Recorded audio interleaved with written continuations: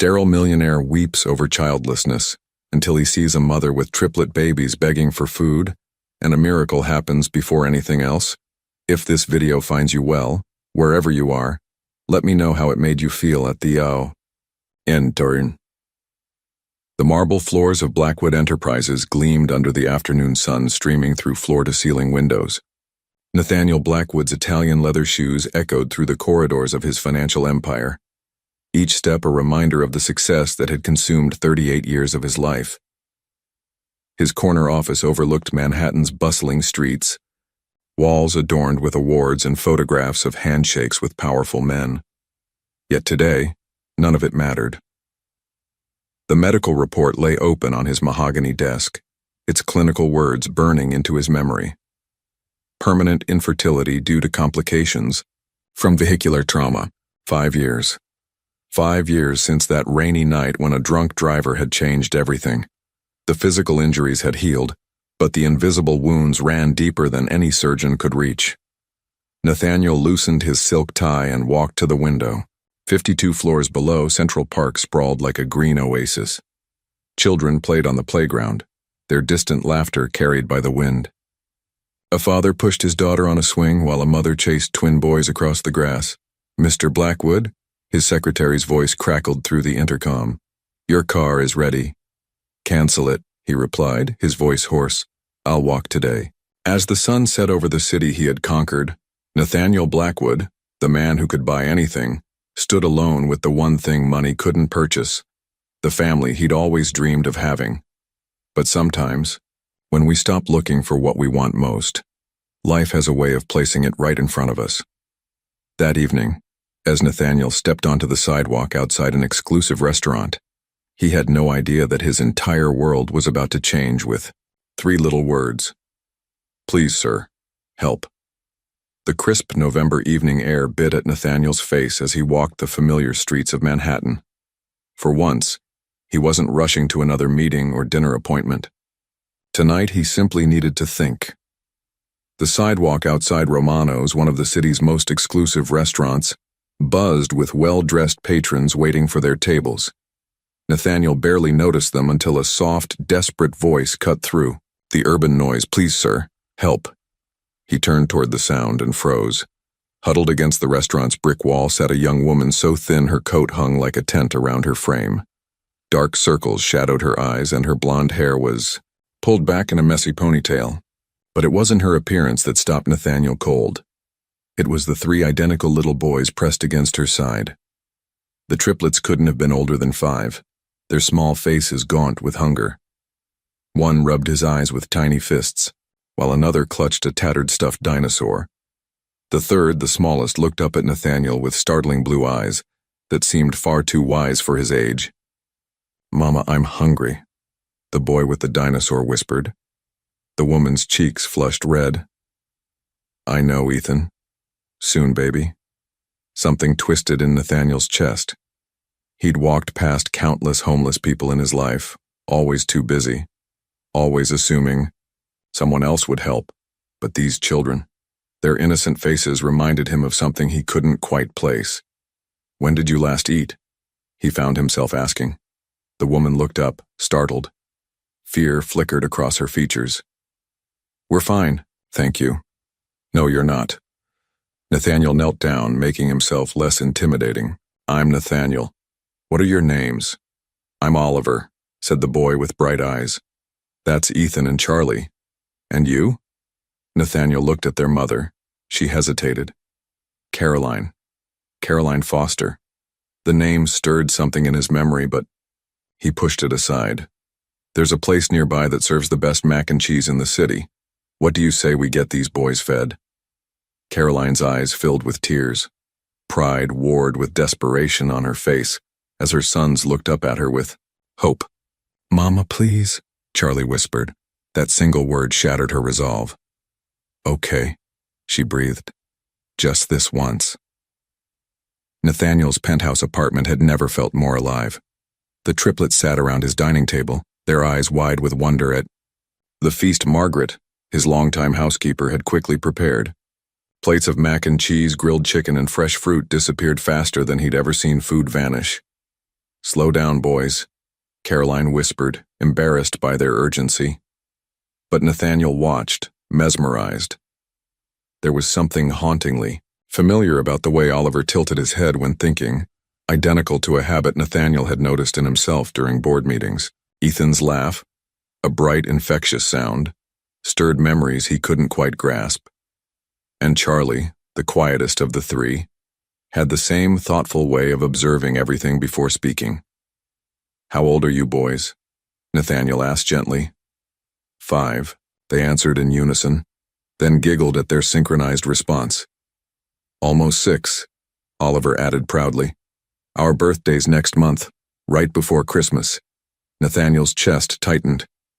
December. 6 years ago this December he'd been. Where, exactly? The memory felt important but remained frustratingly out of reach. Caroline barely touched her food, instead discreetly wrapping portions in napkins when she thought no one was looking. Nathaniel pretended not to notice, but his heart ached at her quiet sacrifice. "Mrs. Foster," he said softly, "when did you last have a real meal?" She looked up, startled. "Please call me Caroline, and I eat enough." "No, you don't." The words came out more firmly than he intended. "When did you last sleep in a real bed?" Tears welled in her eyes. "We've been traveling. I'm trying to get to my sister in Boston. Sarah said she'd help us get back on our feet." "Where did you come from?" "Philadelphia. The shelter where we were staying closed down suddenly. We've been on the road for 3 days." As the boys finished eating, exhaustion overtook them. They curled up together on Nathaniel's leather sofa, 3 small bodies finding comfort in each other's warmth. "They're beautiful children," Nathaniel said, studying their peaceful faces. "They're everything to me," Caroline whispered. "Their father. He doesn't know about them. I never got the chance to tell him." Something in her voice made Nathaniel look at her more carefully. Even through the exhaustion and hunger, there was something familiar about her features, her voice, the way she moved. "Caroline," he said slowly, "have we met before?" Fear flashed across her face so quickly he almost missed it. "No," she said too quickly. "I'm sure I'd remember meeting someone like you." But as she turned away, Nathaniel caught something in her expression, a recognition she was desperately trying to hide. Sleep eluded Nathaniel that night. In the guest bedroom down the hall, Caroline and the boys rested peacefully for the first time in days. But something about Caroline's reaction to his question gnawed at him relentlessly. He sat in his study, laptop open, scrolling through old photo albums he rarely looked at anymore. Years of charity galas, business events, and social gatherings blurred together until he reached December 2018. There, at the Children's Hospital benefit dinner, Nathaniel stopped breathing. In the photograph, he stood smiling beside a radiant young woman with flowing blonde hair and bright eyes. She wore a simple black dress that couldn't hide her natural beauty, and her laugh seemed to light up the entire frame. The caption read, "Nathaniel Blackwood with volunteer Caroline Mitchell." Caroline Mitchell. Not Foster. Mitchell. The memories came flooding back like a dam bursting. She'd been an art student working part-time as a server at the gala. They'd talked for hours about her paintings, her dreams of teaching children. He'd been captivated by her passion, her genuine warmth in a world full of artificial smiles. They'd spent 3 incredible weeks together. Long dinners, walks through Central Park, nights talking until sunrise. She'd shown him a side of life he'd forgotten existed. Simple joy, honest laughter, the beauty in everyday moments. Then one morning, she was simply gone. No note, no explanation. Her phone was disconnected, her apartment empty. He'd hired investigators, but Caroline Mitchell had vanished as if she'd never existed. Now she sat in his guest room, gaunt and desperate, using a different last name. Nathaniel's hands shook as he calculated the timeline. The boys were 5, almost 6. Born in December. If Caroline had been pregnant when she disappeared. He walked to his balcony, the city lights blurring through sudden tears. 6 years. 6 years of wondering what happened to her. 6 years of believing she'd simply chosen to leave him. But what if she hadn't left by choice? Oliver's thoughtful expressions, Ethan's infectious laugh, Charlie's quiet observation of everything around him, the familiar blue eyes that had stopped him cold on the sidewalk, his sons. The possibility hit him like a physical blow. Those 3 beautiful, hungry children sleeping in his guest room might be his sons, the family he'd believed he could never have. But why had Caroline disappeared? And why was she so afraid for him to recognize her now? As dawn approached, Nathaniel made a decision. Tomorrow he would ask her directly. Whatever the truth was, whatever had happened 6 years ago, those children deserved better than sleeping on sidewalks. And if they were truly his sons, nothing in heaven or earth would separate them again. Nathaniel found Charlie awake at dawn, standing by the floor-to-ceiling windows, watching the sunrise paint Manhattan in golden hues. The little boy turned when he heard footsteps, his blue eyes, so remarkably similar to Nathaniel's own, bright with curiosity. "The city looks different from up here," Charlie said softly. "Like a toy kingdom." "It does, doesn't it?" Nathaniel knelt beside him. "Do you like it here, Charlie?" The boy nodded solemnly. "Mama slept all night. She hasn't done that in a long time." He paused, then added with innocent honesty, "We don't have a daddy. Mama says he lives far away and doesn't know about us." The words hit Nathaniel like a physical blow, but he kept his voice gentle. "When's your birthday, buddy?" "December 18th. Mama says we're Christmas miracles." Charlie smiled. "Do you have kids?" "No," Nathaniel whispered, his throat tight. "But I'd like to someday." By the time Caroline emerged from the guest room, Margaret had prepared a feast of pancakes, fresh fruit, and hot chocolate. The boys attacked their food with slightly less desperation than the night before, and Caroline actually managed to eat a full plate. "You look better," Nathaniel observed as Oliver and Ethan explored his home office aquarium. "I feel human again." Caroline's smile was genuine but cautious. "Thank you for everything. We should leave this morning." "Caroline." Nathaniel pulled out his phone, showing her the photograph from 6 years ago. "We need to talk." Her coffee cup clattered against the saucer, her face draining of all color. The transformation was instant and devastating. The woman who'd been relaxing moments before became a cornered animal ready to flee. "I don't know what you think." "Caroline Mitchell," he said quietly. "Art student. Worked part-time catering. December 2018. Tears spilled down her cheeks. "Please, you don't understand." "Then help me understand." Nathaniel moved closer, his voice gentle but urgent. "You disappeared without a word. I looked everywhere for you. I thought you just decided I wasn't worth staying for." "No!" The word exploded from her. "It wasn't like that.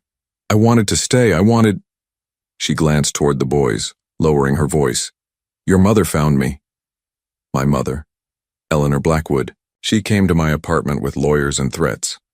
Said I was a gold digger trying to trap her son.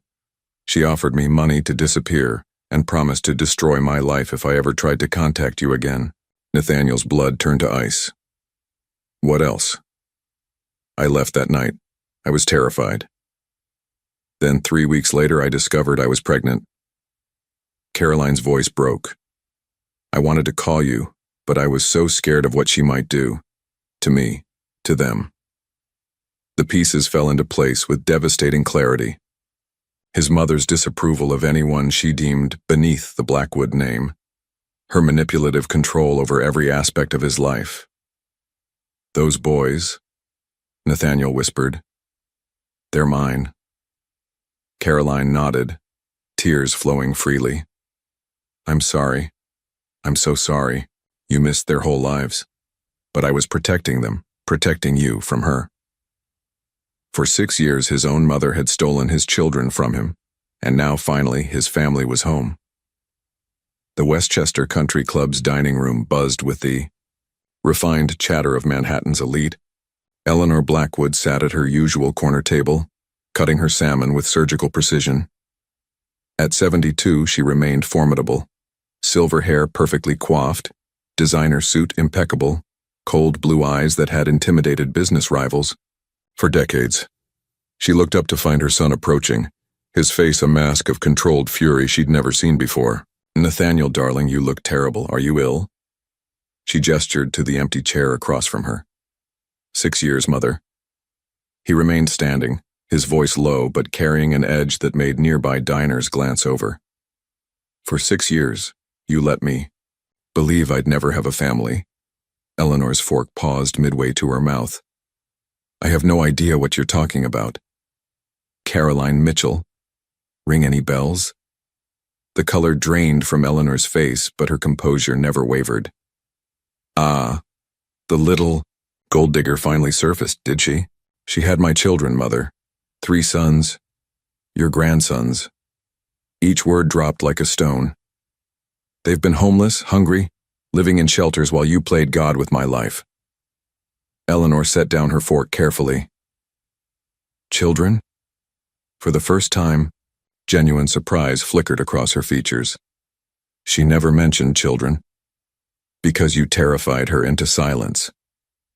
Nathaniel's voice rose, drawing stares from other tables. "She was pregnant when you forced her to disappear." "I protected you," Eleanor hissed, her mask finally slipping. "That girl was beneath our family's station, a nobody trying to trap you with her feminine wiles. She was the woman I loved. And those boys, my sons, have spent 6 years believing their father abandoned them." Eleanor's mind raced, calculating children changed everything. Blackwood heirs. "Where are they now?" "Safe. And as far from you as I can manage." Nathaniel leaned forward, his voice deadly quiet. "Here's what's going to happen. You will stay away from them. You will never contact Caroline again. And you will sign over your shares in the company to me. You can't be serious. Try me." Nathaniel straightened his jacket. "Because if you don't, I'll make sure every society page in the city knows how Eleanor Blackwood destroyed her own family out of petty snobbery." For the first time in decades, Eleanor Blackwood found herself speechless. "Think carefully, mother. Those boys don't know they have a grandmother yet. Whether they ever do depends entirely on your next choice." He turned and walked away, leaving Eleanor alone with her untouched meal and the wreckage of her carefully constructed world. Meanwhile, back at the penthouse, Margaret hummed as she helped the boys with a puzzle, already researching the best private schools in the city. She'd watched Nathaniel build his empire, but she'd never seen him truly happy until this morning. "Mr. Nathaniel's going to take care of you boys," she told them with absolute certainty. And for the first time in 6 years, someone finally would. 3 weeks transformed everything. The guest apartment 2 floors down from Nathaniel's penthouse became a real home, filled with laughter, scattered toys, and the wonderful chaos of family life. Caroline stood in the art studio Nathaniel had quietly arranged for her, sunlight streaming through tall windows as she worked on her first painting in years. Her hands, once steady only from desperation, now moved with renewed confidence across the canvas. The hollow look had left her eyes, replaced by something Nathaniel hadn't seen since that magical December 6 years ago. Hope. "Daddy, look what I made." Oliver burst through the door holding a clay dinosaur that looked more like a lumpy potato. The word daddy still took Nathaniel's breath away. 3 weeks, and the boys had accepted him so naturally as if they'd been waiting their whole lives for him to appear. "That's incredible, buddy. Is it a T-Rex?" "It's a Triceratops." Oliver giggled. "Charlie made one too, but his looks better." Nathaniel found Charlie in the living room, quietly reading a book about space while Ethan built an elaborate tower with blocks. Margaret sat nearby, knitting what looked suspiciously like tiny sweaters. "How's the book, Charlie?" "Did you know there are billions of stars we can't even see?" Charlie looked up with those thoughtful blue eyes. "Maybe our real dad is looking at the same stars somewhere." The innocent words pierced Nathaniel's heart. He knelt beside his youngest son. "By 3 minutes, Caroline had explained with a smile. "Charlie, what if I told you that your real dad has been looking for you for a very long time? And what if he found you?" Charlie studied his face with that serious expression. "Would he want to stay?" forever and always.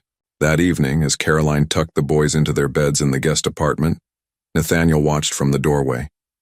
She sang softly, a lullaby he'd never heard but somehow felt in his bones.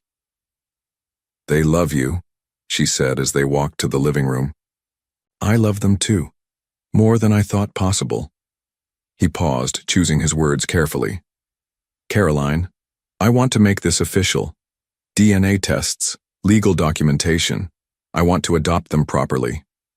Fear flickered across her face. "What if Eleanor tries something?" "She won't. I made sure of that." He took her hands gently. "But even if she did, nothing will separate us again. I promise." Later that night, Nathaniel stood on his balcony, phone pressed to his ear as his best friend and lawyer, Thomas Reed, ran through the legal procedures. "DNA tests are routine," Thomas was saying. "Given the timeline and the boy's resemblance, to you it's really just a formality. But Nathaniel, are you sure you're ready for this? Instant fatherhood is a big leap." Nathaniel watched the lights twinkle in the apartment below, where his sons slept safely for the first time in their lives. "Thomas, I've been ready for this my whole life. I just didn't know it yet." In the guest apartment, Caroline stood by the window, watching the same city lights. For 6 years, she'd carried the weight of protecting her boys alone. Now, finally, she could share that burden with the man she'd never stopped loving. Tomorrow would bring new challenges, but tonight, they were simply a family, learning to be together. December 18th arrived with the first snow of winter, covering Central Park in pristine white. Nathaniel had initially planned an elaborate party, a private room at the plaza, professional entertainers, enough decorations to rival Times Square. But Caroline had gently intervened. "They've never had a real birthday party," she'd explained. "Something simple would mean more to them than anything extravagant." So instead of gilded ballrooms, they found themselves in a cozy pavilion in Central Park, where Margaret had helped arrange a modest celebration. Red and blue balloons danced in the winter breeze, and a small group of children from the boys' new school ran around the snowy playground. 6 years old, Nathaniel murmured, watching his sons blow out candles on a homemade chocolate cake. "I can't believe I missed 5 birthdays." "You're here for this one," Caroline said softly, her hand finding his. "That's what matters." Oliver immediately dove into his slice of cake, getting frosting on his nose. Ethan carefully saved the corner piece with the most roses for later. Charlie sat quietly, watching everything with that thoughtful expression that reminded Nathaniel so much of himself at that age. "Make a wish, Charlie," urged one of his new classmates. "I already got my wish," Charlie said simply, looking between Nathaniel and Caroline. "My daddy came home." Thomas Reed, who'd been quietly observing from a nearby bench, approached Nathaniel during a lull in the festivities. "They're remarkable boys," Thomas said, watching Ethan help a younger child tie his shoes. "The way they've adapted, the way they care for each other. Caroline did an extraordinary job raising them alone." "I know." Nathaniel's voice was thick with emotion. "I just wish—" "You can't change the past," Thomas interrupted gently. "But you can secure their future. Have you thought about making this arrangement more permanent?"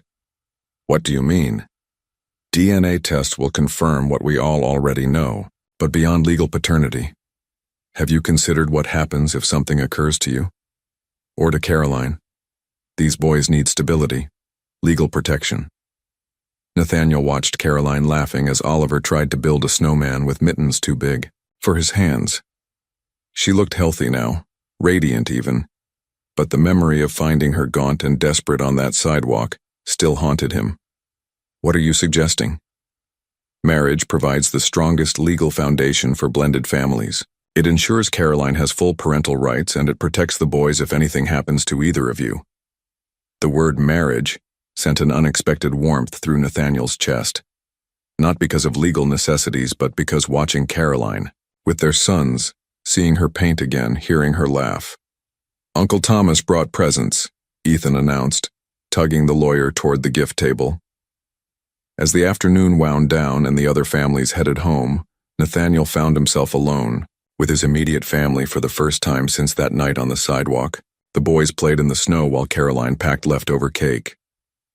"Caroline," he said quietly, "would you consider staying permanently? Not just until you get back on your feet, but forever?" She looked up, snowflakes catching in her blonde hair. "What are you asking?" "I'm asking if you'd build a life with me, a real life for them, for us." Before she could answer, Charlie ran over, his cheeks red from cold and excitement. "This was the best birthday ever," he declared, hugging both of them simultaneously. Looking at her son's joy, Caroline knew her answer. Eleanor Blackwood had spent 3 weeks in calculated silence, watching from the shadows as her son played house with his newfound family. She'd hired private investigators, studied Caroline's background, and discovered the truth that changed everything. Those children carried Blackwood blood. The morning of December 20th, while Nathaniel attended an emergency board meeting he couldn't postpone, Eleanor made her move. Caroline was helping the boys with art projects when the doorman's voice crackled through the intercom. "Mrs. Foster, there's an Eleanor Blackwood here to see you. She says it's urgent family business." Caroline's blood turned to ice. The paintbrush slipped from her fingers, leaving a streak of blue across the canvas. "Mama, who is it?" Oliver looked up from his drawing of dinosaurs. Just someone Daddy knows, sweetheart. Keep painting." When the elevator doors opened, Eleanor stepped out like a queen entering her domain. At 72, she remained formidable in her tailored coat and pearls. Behind her stood 2 men in expensive suits. Lawyers, Caroline realized with growing dread. "Miss Mitchell." Eleanor's voice cut through the apartment's warmth like winter wind.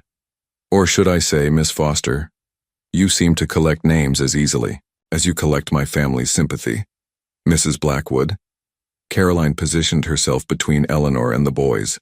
"Nathaniel isn't here. I'm not here for my son. I'm here for you." Eleanor's gaze moved to the triplets who'd stopped their art projects to stare at the intimidating woman. "And for them. Boys, why don't you go to your room and play with your new birthday toys?" Caroline's voice remained steady despite her racing heart. Once they'd reluctantly obeyed, Eleanor settled into Nathaniel's expensive sofa as if she owned it. "Lovely children.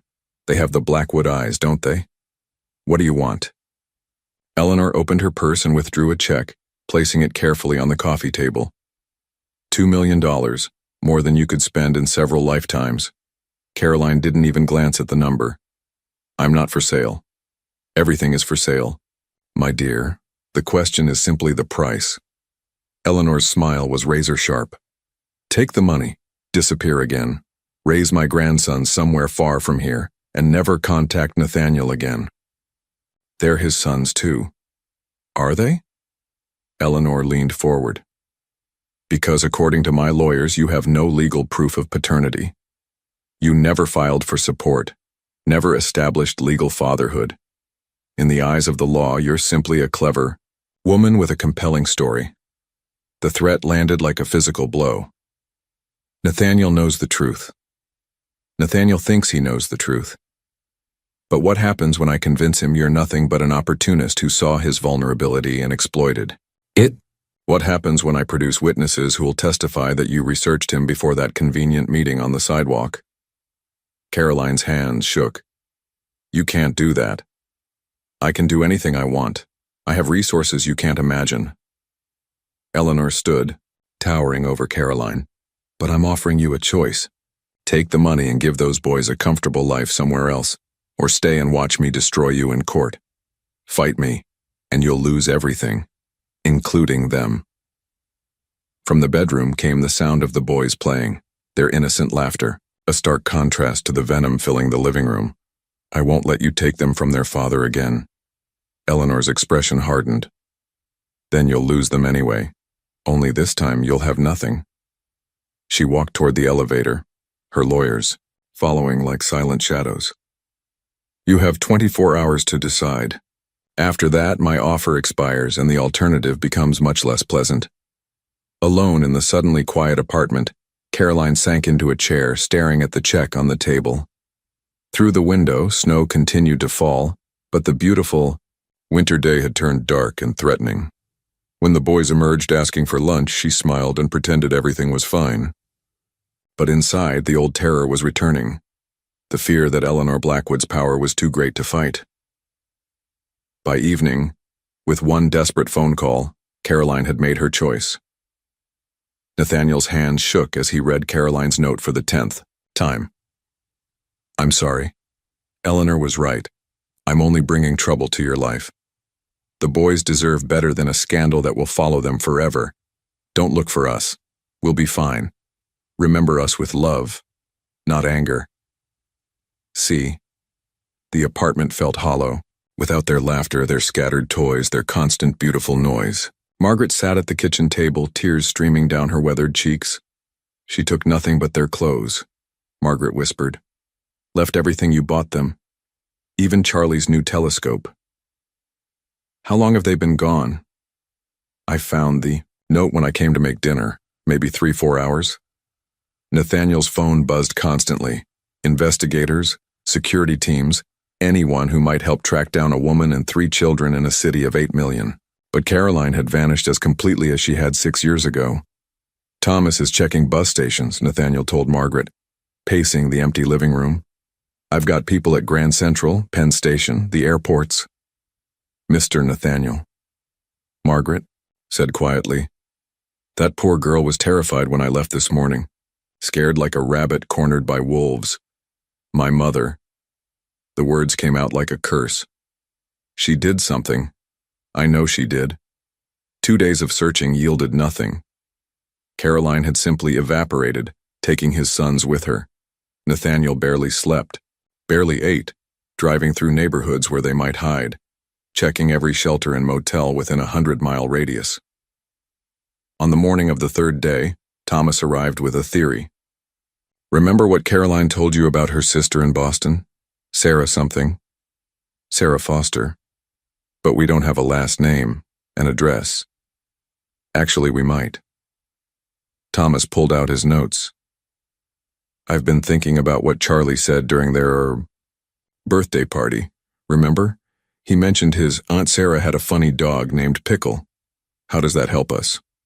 Dog licenses are public record in Massachusetts. I had someone search for registered dogs named Pickle in the Boston area.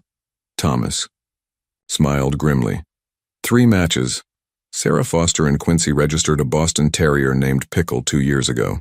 Hope flared in Nathaniel's chest for the first time in 3 days.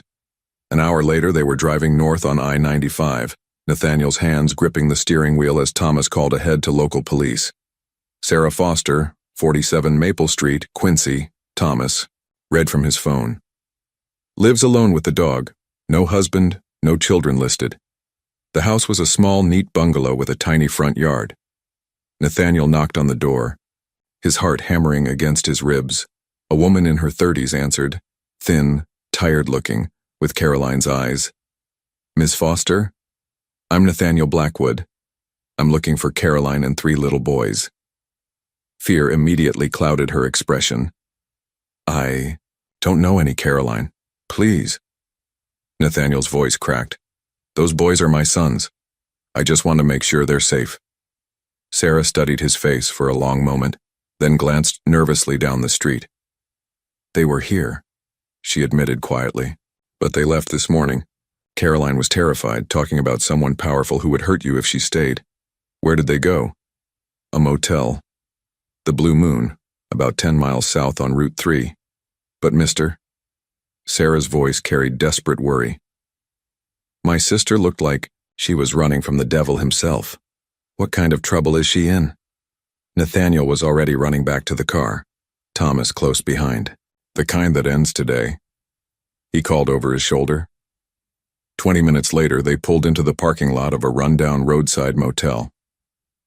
Room 12 had a faded blue door and curtains drawn tight against the afternoon sun.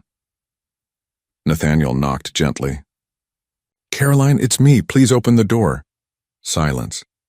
Then the sound of small feet running and Charlie's voice, muffled but excited. Daddy, Daddy's here. The door opened slowly, revealing Caroline's tear-stained face and 3 little boys who threw themselves into Nathaniel's arms like he was their whole world, which, he realized, He was. The motel room was cramped and depressing, with faded wallpaper and a broken air conditioner. But as Nathaniel held his sons, breathing in their familiar scent of childhood and innocence, it felt more like home than his penthouse ever had. "We missed you, Daddy," Ethan whispered against his shoulder. Mama cried a lot. Caroline stood in the doorway of the tiny bathroom, her face a mixture of relief and terror. "You shouldn't have come. She'll destroy you if she finds out where we are." "Let me worry about my mother." Nathaniel gently set the boys down, his eyes never leaving Caroline's face. "Why did you run? We talked about this. We're stronger together." "You don't understand what she's capable of." Caroline's voice broke. She had lawyers, witnesses ready to testify that I'm a fraud. She was going to take them away from both of us and make sure I never saw them again. Thomas stepped forward from where he'd been quietly observing. "Caroline, may I see the check? She offered you?" Caroline reluctantly retrieved it from her purse. Thomas studied it carefully, then smiled grimly. "She made a mistake. This check is drawn from Eleanor's personal account, not a business account. That means this conversation was about personal vendetta, not protecting company interests." "What does that mean?" Caroline asked. "It means we have leverage," Nathaniel said, understanding immediately. "Thomas, what did you find in those financial records you've been reviewing?" Thomas pulled out a folder he'd been carrying. "Your mother has been creative with company finances. Nothing technically illegal, but several transfers that would raise eyebrows with the SEC. Moving personal expenses through corporate accounts, some questionable charitable deductions. Eleanor values her reputation above everything else," Nathaniel continued.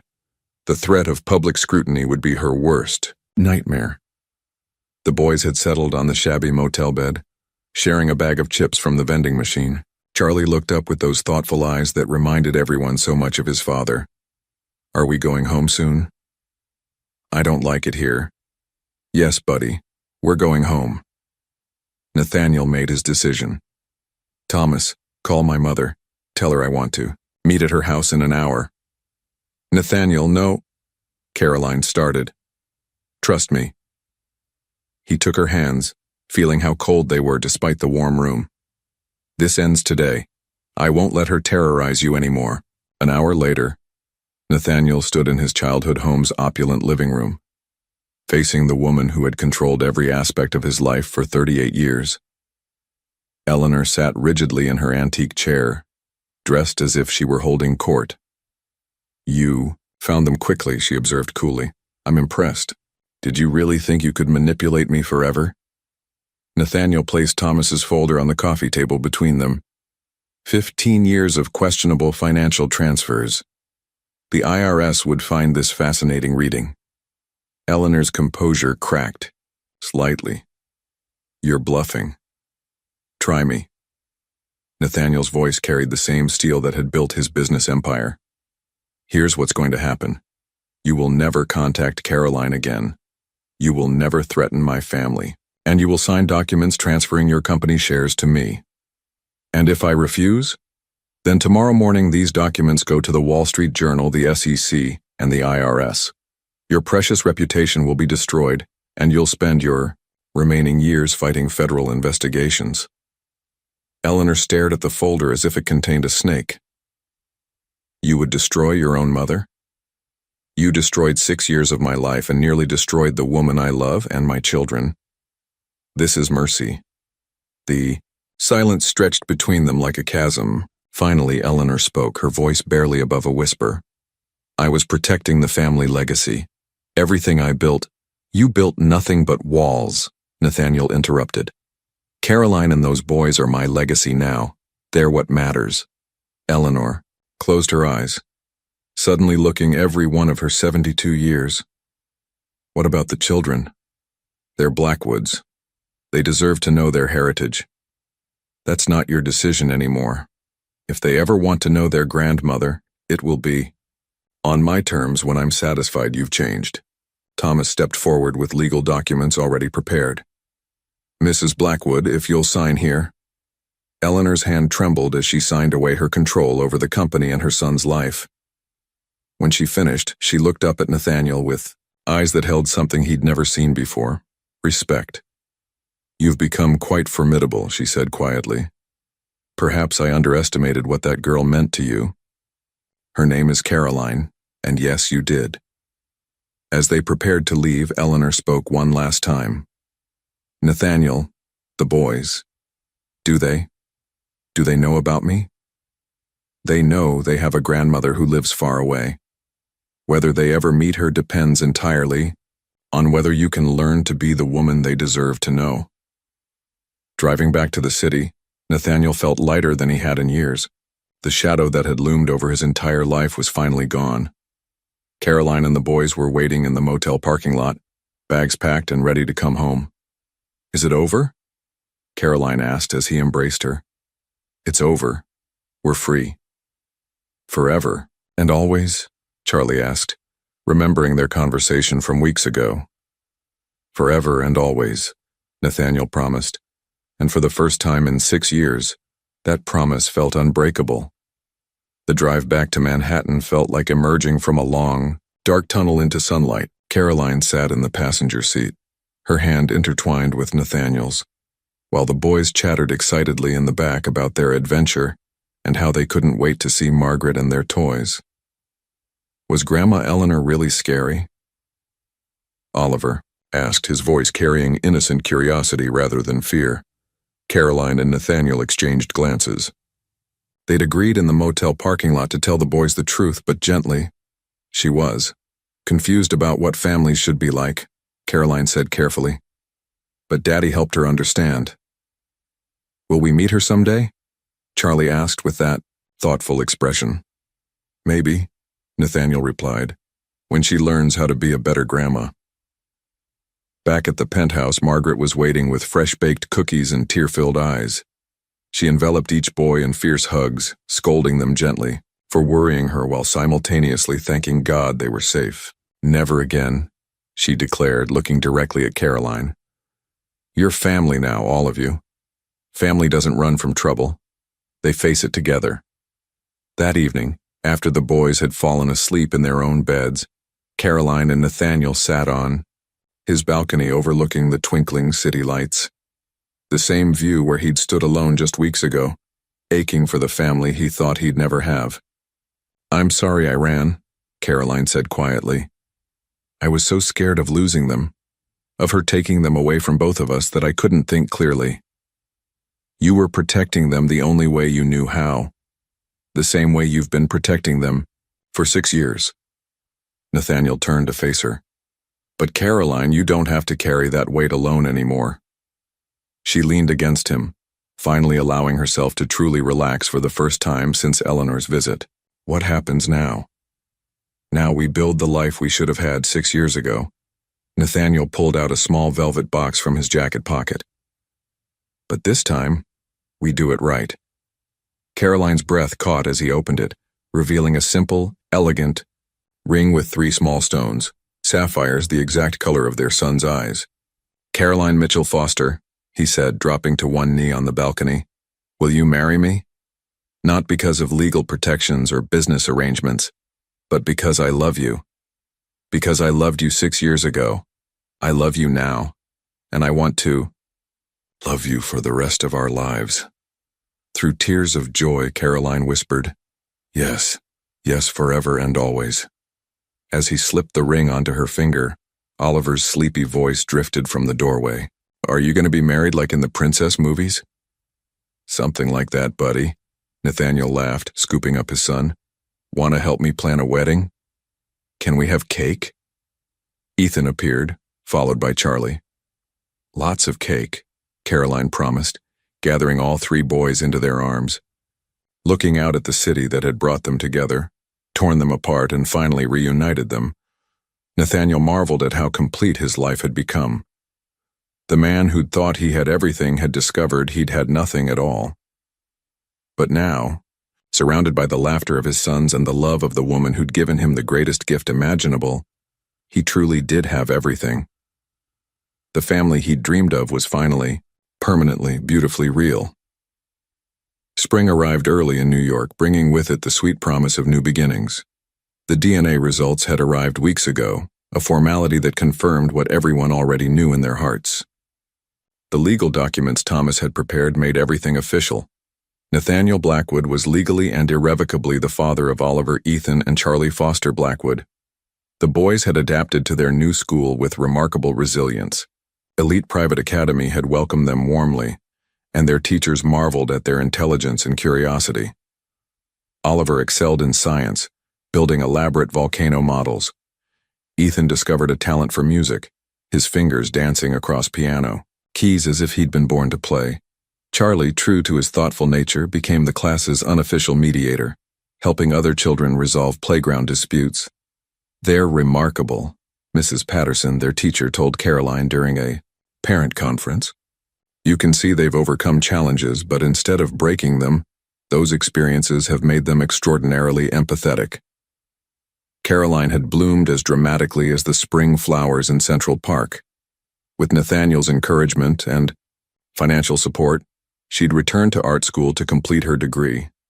Her paintings, vivid, emotional works that captured both struggle and hope, had caught the attention of a small gallery in Soho. Her first exhibition was scheduled for June, right after her graduation. "Look at this one," she told Nathaniel excitedly, showing him her latest canvas.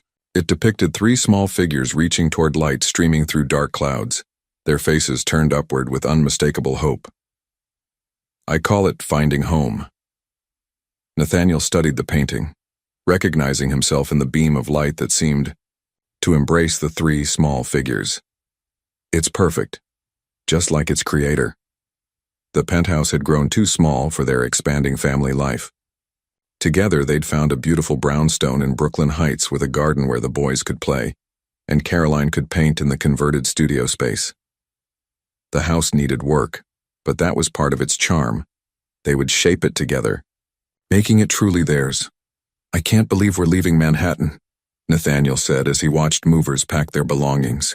"I've lived in the city my entire adult life." "Do you regret it?" Caroline asked, suddenly worried. "Never." He wrapped his arms around her from behind as they watched the boys playing in their soon-to-be former living room. "Home isn't a place, Caroline, it's wherever you and the boys are." Margaret had been beside herself with joy when they'd asked her to move to the new house with them. "Those boys need their grandmother figure," she'd declared, though everyone could see she needed them just as much. Thomas had become more than a lawyer. He was Uncle Thomas now, patiently teaching Oliver chess and letting Ethan help him with legal briefs by drawing pictures on spare paper. His own divorce had been finalized, and watching Nathaniel's transformation had inspired him to seek the happiness he'd forgotten was possible. The wedding planning was simple and joyful. They decided on an intimate ceremony in the garden of their new home, with just close friends and the boys as ring bearers. Caroline had chosen a simple white dress that made her look radiant without being ostentatious. "Can we help pick the flowers?" Charlie asked one afternoon as they planned the ceremony. "Of course. What kind do you think Daddy and I should have?" "Blue ones," all 3 boys said simultaneously, making the adults laugh. "Like our eyes," Oliver explained. "So we're part of the wedding too." The final legal hurdle had been crossed when Nathaniel officially adopted the boys, changing their last names to Blackwood.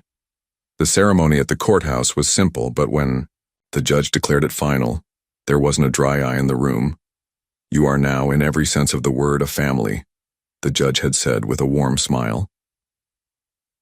That evening, as Caroline tucked the boys into their beds in the new house, each one asked the same question they'd been asking for weeks. "How many more sleeps until the wedding?" "Just 20 more," she answered, kissing each forehead. "And then you'll be our real mama and daddy forever?" Ethan asked. "We already are, sweetheart. The wedding just makes it official for everyone else." Downstairs, Nathaniel stood in the garden, where they'd be married, imagining Caroline walking toward him surrounded by blue flowers chosen by their sons. 6 months ago, he'd been a lonely billionaire convinced he'd never have a family.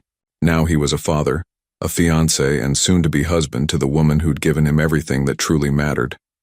The brownstone still needed work. The kitchen faucet leaked, the front steps wobbled, and the garden was overgrown. But as he heard Caroline's laughter floating down from the boys' bedrooms, Nathaniel realized that imperfection had never looked so much like home. The Brooklyn Heights brownstone was still a work in progress when moving day arrived. Boxes crowded the hallways, furniture sat in wrong rooms, and the kitchen faucet continued its persistent drip. But Caroline had never seen anything more beautiful than the afternoon sunlight streaming through their new home's tall windows. "This feels right," she murmured, watching Nathaniel attempt to assemble what the instructions claimed was a bookshelf but looked more like modern art. "Even with my questionable carpentry skills?" He held up two pieces that clearly didn't fit together, especially with your questionable carpentry skills. The boys had claimed their rooms immediately, racing up and down the creaky stairs with Margaret trailing behind, warning them to be careful. Oliver had chosen the room overlooking the garden. Ethan wanted the one nearest the music room they'd planned, and Charlie had picked the smallest room because, as he explained with 6-year-old logic, it feels cozy, like a treehouse. 3 days into the chaos of unpacking, Nathaniel made an announcement at dinner. "Before we get too settled, I want to do something special. All of us together." He led them to the back garden, where a young oak sapling waited in a large pot, its roots carefully wrapped. Beside it lay a small shovel and a wooden box. "This tree is going to grow up with us," Nathaniel explained, kneeling to the boy's eye level. "When you're grown men, it'll be tall and strong, and you'll be able to show your children the tree your family planted when you were 6. Caroline felt tears prick her eyes as she understood the symbolism. Roots, permanence, growth together. "Each of us is going to put something special in the hole before we plant the tree," Nathaniel continued, "something that represents what this family means to us." Margaret had quietly appeared with Thomas, both carrying folding chairs and a thermos of hot chocolate. Word had somehow spread to their new neighbors, who gathered respectfully at the garden's edge, sensing they were witnessing something sacred. Oliver went first, placing a small dinosaur figure in the prepared hole. "For all the adventures we're going to have," Ethan added a guitar pick. "For the music we'll make together." Charlie, after serious consideration, placed a smooth stone he'd found in Central Park. "For being strong together." Caroline's contribution was a small paintbrush from her very first art set, the one she'd had to sell years ago but had replaced when Nathaniel created her studio. "For dreams coming true." Nathaniel added an old house key, tarnished with age. "For new doors opening when we thought all hope was lost."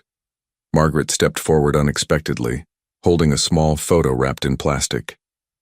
"This was my wedding picture with my dear husband George. He would have loved you boys."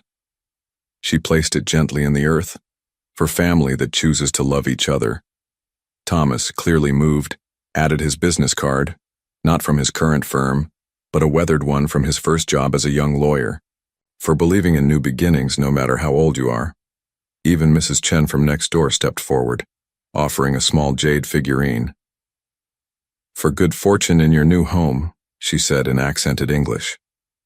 As they worked together to plant the oak sapling, the afternoon sun cast long shadows across the garden.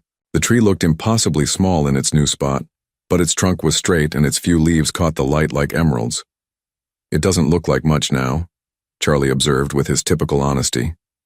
"The best things rarely do at first," Nathaniel replied, pulling all 3 boys into his arms. "But with the right care, love, and time, they become magnificent." As the sun set over Brooklyn Heights, the small crowd gradually dispersed, leaving the family of 5 standing around their newly planted oak. The tree's thin shadow stretched across the garden, already beginning to mark its territory. "When should we have the wedding?" Caroline asked, admiring their handiwork. "Right here," Nathaniel said immediately. "Under our tree. It's perfect. But it's so small. So were we once." He kissed her forehead. "Now look at us." That night, as Caroline checked on the boys, a ritual she'd maintained even in their safest moments, she found them at Charlie's window, looking down at their oak tree, illuminated by the security light. "Do you think it knows we love it?" Oliver whispered. "I think love is what makes things grow," Charlie replied with wisdom beyond his years. Caroline smiled, thinking of how much they'd all grown since that desperate night on the Manhattan sidewalk. Love had indeed been the secret ingredient that transformed a broken family into something beautiful and strong. Tomorrow they would continue unpacking, fixing, and building their life together. But tonight, they were simply a family who had put down roots and planned to grow toward the light. 1 year later, the Brooklyn Heights brownstone hummed with laughter and life. The oak tree, now noticeably taller with a fuller canopy, provided dappled shade over the garden where 7-year-old triplets ran between tables laden with birthday cake and presents. Caroline stood at the kitchen window, watching Nathaniel teach a group of children how to properly blow out birthday candles without spitting on the cake. Her wedding ring caught the afternoon light, the same ring with 3 sapphire stones that had sealed their promise under this very tree 6 months ago. Hard to believe it's been a year, Thomas said, joining her at the window. He looked happier than she'd ever seen him. His own divorce finally behind him and a new relationship blooming with Sarah, Caroline's sister, who'd become a regular visitor. Sometimes it feels like a lifetime, sometimes like yesterday. Caroline replied, watching Oliver demonstrate his science fair volcano to fascinated classmates, while Ethan played piano for a small audience of parents. Charlie, ever the thoughtful observer, sat with Mrs. Chen from next door, both of them watching the chaos with identical expressions of amused contentment. Margaret emerged from the pantry carrying her 3rd tray of sandwiches, grumbling good-naturedly about feeding an army, while clearly delighted by the full house. At 75, she'd become the grandmother the boys had never known they needed. The gallery called this morning, Caroline told Thomas quietly. They want to feature 3 more of my paintings in the summer exhibition. The Finding Home series? Yes. Apparently people connect with stories about second chances and chosen families. Through the window they watched Nathaniel catch Ethan mid-leap from the garden wall, spinning him around as the boy shrieked with delight. The transformation in Nathaniel was remarkable, from the lonely billionaire who'd once worked 16-hour days to a man who scheduled business meetings around school plays and soccer practice. Speaking of chosen families, Thomas said carefully, there's someone here who'd like to see the boys. Caroline followed his gaze to the garden gate, where a figure in an elegant lavender dress stood hesitantly, holding a beautifully wrapped gift. Eleanor Blackwood looked older, softer somehow, her usual imperious bearing replaced by something that looked remarkably like nervousness. She's been in therapy, Thomas explained quietly. Nathaniel's been corresponding with her therapist. Apparently, she's made significant progress in understanding how her actions affected everyone. Caroline felt the familiar flutter of protective instinct, but it was tempered by something new, curiosity rather than fear. What does Nathaniel think? He thinks the boys deserve the chance to know their grandmother. If she can prove she's truly changed. Eleanor remained at the gate, clearly invited but unsure of her welcome. Charlie, with his uncanny ability to sense when someone needed kindness, approached her with the directness that only children possess. Are you our grandma? He asked simply. Yes, I suppose I am, Eleanor replied, her voice uncharacteristically gentle. Do you want to see our tree? We planted it together. Daddy says it's going to be huge someday. Caroline watched as her youngest son took Eleanor's hand with complete trust, leading her toward the oak that had become the symbol of their family's growth. Oliver and Ethan, initially wary, were soon showing off their tree-climbing skills while Eleanor listened with what appeared to be genuine interest. She asked specifically not to give gifts, Thomas murmured, said she wanted to earn the right to be part of their lives before offering presents. Nathaniel appeared at Caroline's side, sliding his arms around her waist. What do you think? He asked, nodding toward his mother, who was now sitting on the garden bench listening intently as Charlie explained his rock collection. I think, Caroline said slowly, that people can change if they want to badly enough, and I think those boys have enough love to heal anyone who's genuinely trying to deserve it. As the afternoon wore on, the birthday party took on the easy rhythm of family gatherings. Eleanor helped serve cake, listened to Ethan's piano performance, with tears in her eyes, and admired Oliver's science project with what seemed like authentic interest. When it came time to sing Happy Birthday, She stood slightly apart from the group, but her voice joined the chorus. Later, as guests began to leave and the boys opened their presents, Eleanor approached Caroline privately. "I owe you an apology. That's 6 years overdue," she said quietly. "I was wrong about you. Wrong about what my son needed. Wrong about everything that truly matters." Caroline studied the older woman's face, seeing genuine remorse instead of calculation. "The boys are what matter now. If you can love them without trying to control them, there might be room for you in their lives." "I'd like that chance," Eleanor said simply. "I'd like to learn how to be the grandmother they deserve." As the sun set over Brooklyn Heights, the family gathered under their oak tree for the traditional end-of-birthday party photo. The tree, now substantial enough to provide real shade, seemed to embrace them as they arranged themselves beneath its branches. Nathaniel pulled Carolyn close, their sons clustered around them with chocolate-stained grins and sleepy eyes. Margaret insisted on being in the picture, and Thomas captured the moment with his camera. Even Eleanor was included, standing slightly to one side but unmistakably part of the group. "Look how much our tree has grown," Oliver observed, patting the trunk affectionately. "Just like our family," Caroline said, meeting Nathaniel's eyes across their sons' heads. As stars appeared in the darkening sky, Nathaniel reflected on the extraordinary journey that had brought them here. From that desperate night on a Manhattan sidewalk to this moment of perfect contentment, love had indeed been the force that made everything grow. The man who'd once believed he had everything had discovered that he'd actually had nothing at all. But now, surrounded by the laughter of his sons, the love of his wife, and the promise of new relationships built on genuine affection rather than obligation, he truly did have everything that mattered. Their family tree, both the oak and the raw, human one, was firmly rooted and reaching toward the light, strong enough to weather any storm and beautiful enough to provide shelter for generations to come.